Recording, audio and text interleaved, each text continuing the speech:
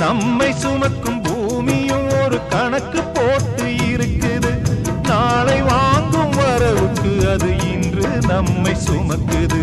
நாளை வாங்கும் வரவுக்கு அது இன்று நம்மை சுமக்குது. ஆத்துக்கு பக்கம் ஆத்துக்கு பக்கம் ஆத்து சுரக்கிற ஊத்துக்கு பக்கம் யாரோ வச்ச தென்ன இது நம்பி இருக்குது மண்ண. இது தானாக வளர்ந்த மரம் பாரம்மா. ஒரு தாயாரு தந்தை யாரு கூறம்மா.